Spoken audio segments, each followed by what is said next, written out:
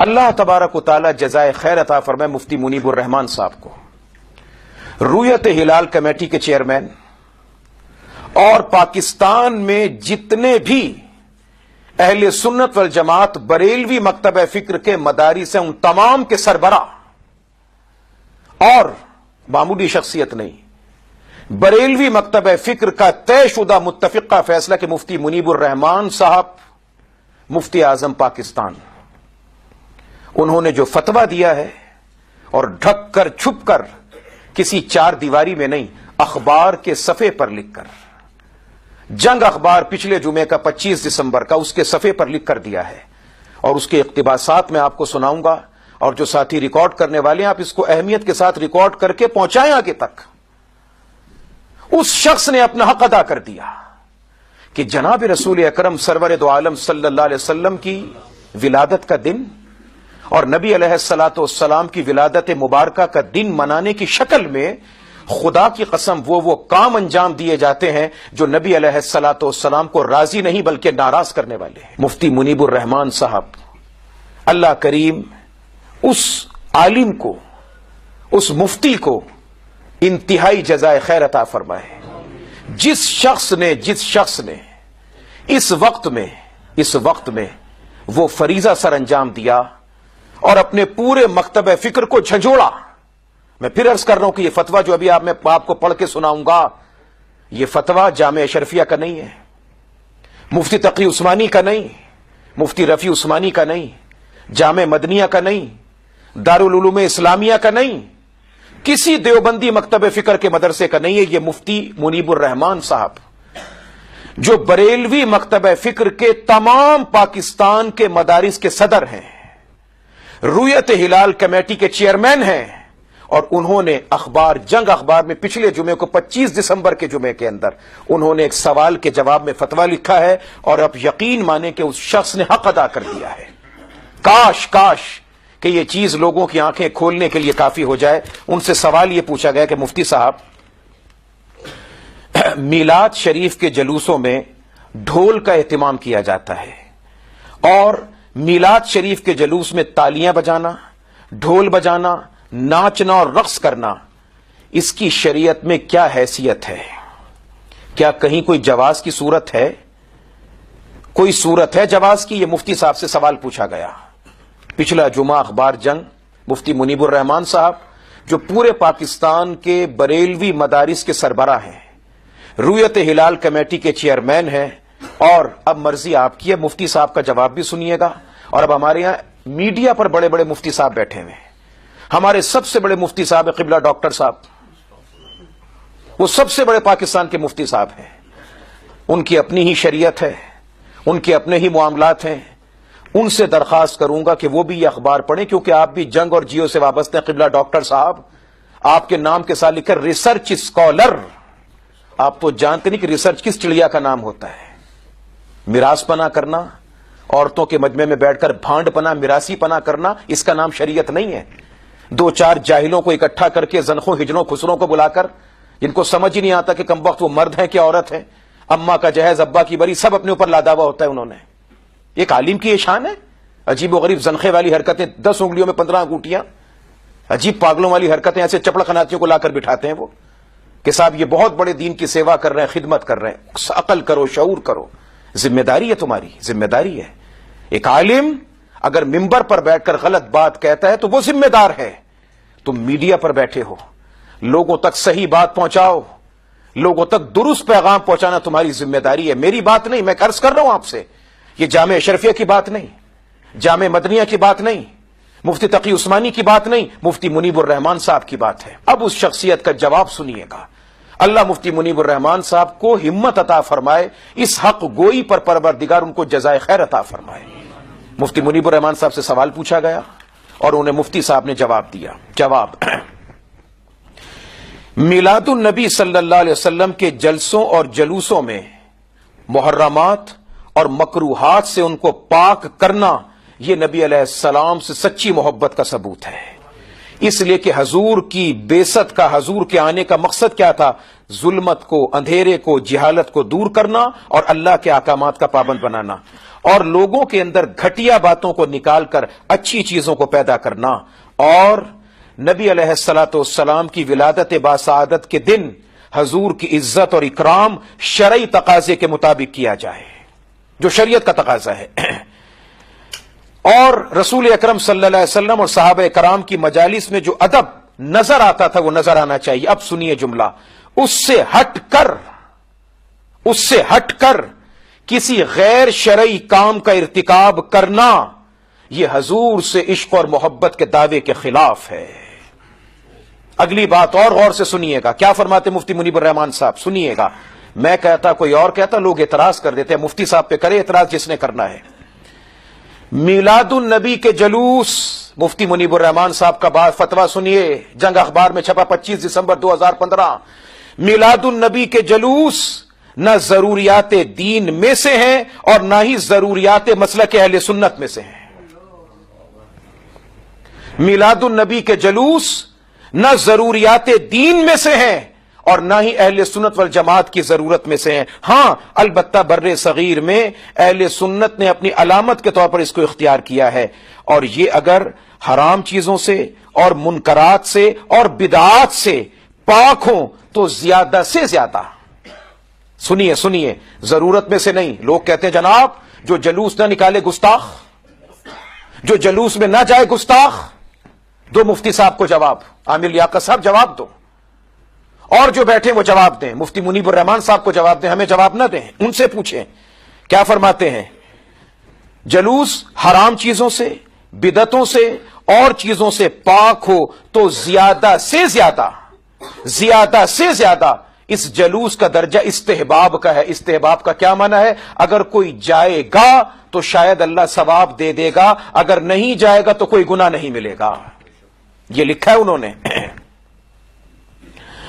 اور رسول اکرم صلی اللہ علیہ وسلم کا یہ فرمان ہے کہ تم میں سے کوئی اس وقت تک کامل مسلمان نہیں ہو سکتا جب تک اس کی خواہش میری لائی ہوئی شریعت کے تابع نہ ہو جائے۔ حدیث کا مفہوم واضح کہ کامل ایمان کی علامت یہ ہے کہ انسان کا ہر قول، ہر فعل، ہر اس کی زندگی کے معمولات اور خواہشات نبی علیہ السلام کے خواہشات اور احکامات کے مطابق ہونے چاہیے۔ اب سنیں مفتی صاحب کیا فرماتے ہیں۔ ہمارا المیہ یہ ہے کہ ہم نے دینی کاموں کو قرآن اور سنت میں بیان کردہ حقائق کی روشنی میں طے کرنے کی بجائے اپنی طے کردہ خواہشات کی روشنی میں سمجھنا شروع کر دیا ہے، اور عقیدے اور عقیدت کا تعین ایک ایسا طبقہ کرتا ہے۔ مفتی صاحب کے جملے قیمتی جملے ہیں۔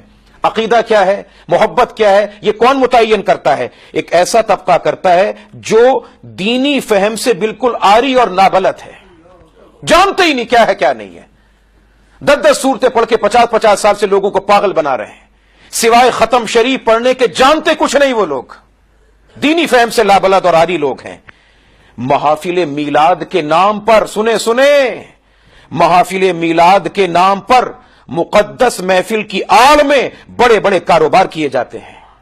بعض مقامات پر نعت خواں اور شعلہ بیان مقرر، جن کی اکثریت جھوٹی حدیثوں کا سہارا لیتی ہے، اپنے ایجنٹوں کے ذریعے لاکھوں روپے میں اپنی بکنگ کرواتے ہیں۔ یہ مفتی صاحب لکھ رہے ہیں کہ کون لوگ ہیں جو معاشرے میں ان چیزوں کو بڑھاوا دے رہے ہیں کہ یہ کام کرو تمہاری بخشش، یہ کام کرو تمہاری بخشش ہو جائے گی۔ اور کسی زمانے میں شہر میں سیاسی لیڈروں کی بڑی بڑی قداور تصویریں لگائی جاتی تھیں، لیکن اب تو واعظین اور نعت خواں حضرات کی تصاویر صرف بازاروں اور چوراہوں تک محدود نہیں بلکہ مسجدوں کے دروازوں پر بھی نظر آتی ہیں۔ اور انگلینڈ سے مجھے فون آیا کہ اب پیر صاحب کی تصویر مسجد کے اندر بھی لگائی جا رہی ہے۔ اور ہمیں حال ہی میں سوشل میڈیا پر ایک پیر صاحب کو دیکھا جو بڑے جبے اور قبے کے ساتھ غیر محرم جوان عورت کے ساتھ بلا حجاب رقص کرتے رہے تھے، اور کبھی وہ ان کا ہاتھ پکڑتی تھی، کبھی وہ ان کا ہاتھ پکڑتے تھے، اور کبھی وہ ان کو بوسہ دیتی تھی، کبھی وہ ان کو بوسہ دیتے تھے۔ یہ سب کچھ حرام ہے۔ اب اس کے بعد مفتی صاحب فرماتے ہیں، مفتی منیب الرحمان صاحب کے جملے ہیں، جب گمراہی اس درجے تک پہنچ جائے تو علماء کرام کو چاہیے کہ تمام مصلحتوں سے بالا تر ہو کر شدت کے ساتھ اس کے خلاف آواز اٹھائی جائے۔ اس کے ساتھ ساتھ فرماتے ہیں کہ کفار بیت اللہ کے پاس تالیاں بجاتے اور اسے عبادت شمار کرتے تھے، اور قرآن کریم میں اللہ نے اسے کفر قرار دیا ہے۔ قرآن مجید نے سیٹیاں بجانے اور تالیاں پیٹنے کی جو مذمت بیان کی ہے، اس میں ان تمام جاہل پیروں کا رد ہے جو رقص کرتے ہیں، تالیاں پیٹتے ہوئے بے ہوشی کا ناٹک رچاتے ہیں۔ حال آ گئے جی، حال آ گئے، حال آ گئے۔ اس حال آنے والے کو کہ ایک سوئی چبوئے پھر پتہ لگے گا حال کیسے آتے ہیں۔ بے وقوف دیوانے قوم کا بیڑا غرق کر رکھا ہے، جانتے نہیں کہ الف کے بعد با آتا ہے کہ جیم آتا ہے۔ آپ اخبارات میں پڑھیں جو مفتی صاحب نے لکھا ہے، میں تو بارہا آپ کو کہہ چکا، مگر ہوتا یہ کہ ہم کہیں تو یہ ہوتا ہے نا کہ جناب ہماری زبان سے نکلی ہوئی ہر بات جامعہ شریف کے چھوڑو، جن کو یہ مانتے ہی نہیں ہے، یہ تو انہوں نے کیا ماننا ہے؟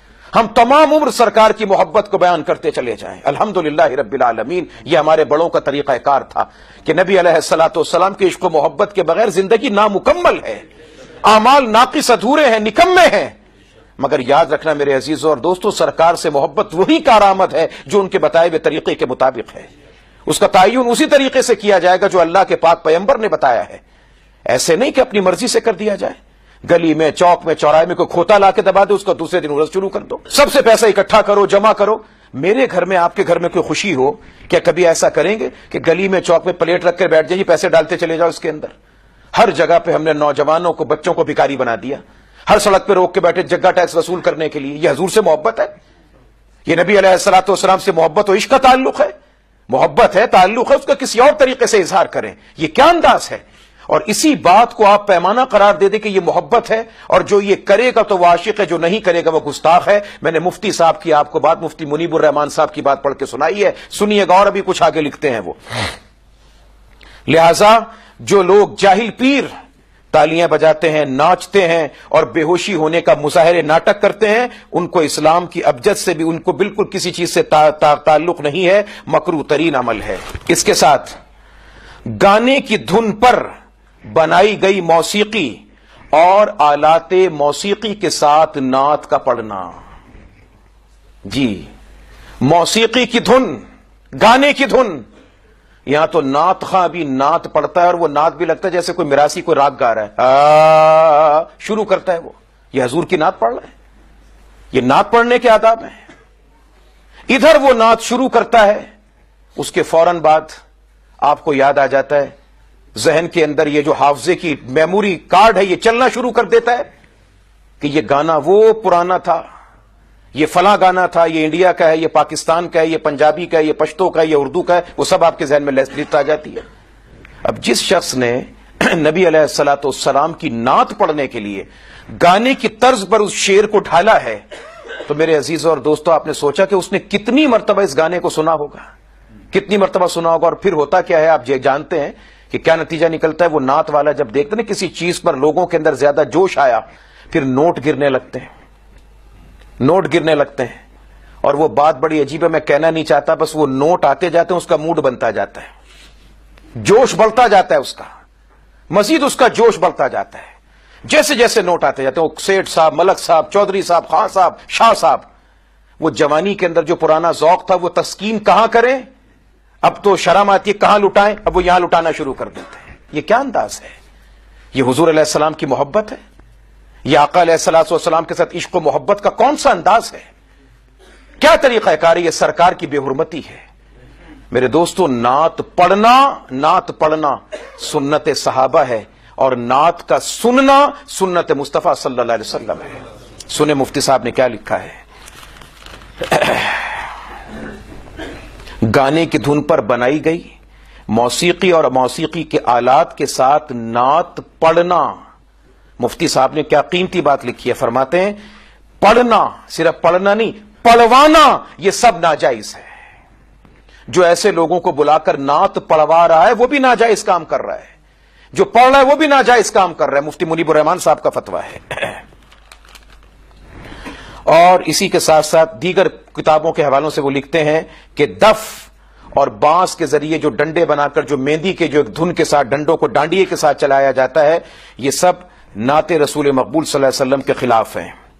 اور اس کے بعد پھر چلتے آخر میں مفتی صاحب لکھتے ہیں، فرماتے ہیں جبکہ بعض لوگ دف کے ساتھ جھانجر بجا کر، دف ہوتی ہے، دف کے ساتھ جھانجر بجائی جاتی ہے، اور اس کے ساتھ ایک کام اور یہ چل پڑا ہے کہ بعض لوگ جھانجر والے دف کے ساتھ نوجوان اور نابالغ لڑکیوں کو ٹی وی پر گروپ کی شکل میں لا کے نعت پڑھواتے ہیں، گروپ کی شکل میں لا کر نعت پڑھواتے ہیں، اور وہ نعت پڑھ رہے ہیں اور فرماتے ہیں اس کے اندر مفتی صاحب کے جواز کے لیے کیا پیش کیا جاتا ہے کہ جب حضور علیہ الصلوۃ والسلام مکے سے مدینہ ہجرت کر کے گئے تو بچیوں نے پڑھا تھا طلع البدر علینا من ثنیات الوداع، اور بچیاں دف بجا رہی تھی۔ مفتی صاحب اس کا جواب یہ تحریر فرماتے ہیں کہ وہ تو ابتدائی دور تھا، اس کے بعد اللہ نے نبی علیہ الصلوۃ والسلام کو بے شمار کامیابیاں عطا فرمائیں، بدر کی کامیابی عطا فرمائی، بے شمار کامیابیاں عطا فرمائی۔ کیا کبھی کسی مقام پر کسی موقع پر نبی علیہ الصلوۃ والسلام جب فتح یاب ہو کر واپس پلٹے کسی نے دف بجا کے استقبال کیا؟ کسی نے استقبال نہیں کیا۔ ایک واقعے کو بنیاد بنا لینا اور اس سے لوگوں کے ذہن کو گمراہ کر دینا یہ الگ بات ہے، اور علم و حکمت کے ساتھ اس چیز کا جائزہ لینا ایک دوسری بات ہے۔ یہ الرحمان صاحب جو بریلوی مکتبہ فکر کے پورے پاکستان کے تمام مدارس عربیہ کے سربراہ ہیں، رویت ہلال کمیٹی کے چیئرمین ہیں، بریلوی مکتبہ فکر کے مفتی اعظم ہیں، یہ ان کا حقیقت سے بھرپور جرت مندانہ فتویٰ جو جنگ اخبار کے پچھلے جمعے کے اندر شائع ہوا ہے، جن حضرات کو اگر دستیابی ہو وہ لیں پڑھیں۔ کبھی یہ نہ تصور کریں جی مولوی صاحب نے اخبار تو بس اپنے سامنے رکھا تھا، ہمارے سامنے تو تھا نہیں۔ آپ لیں، اسے پڑھیں اور اس میں دیکھیں کہ مفتی صاحب نے کیا کچھ تحریر فرمایا ہے۔ اللہ تبارک و تعالی ہمیں حقیقت اور سچائی کو جاننے کی توفیق عطا فرمائے۔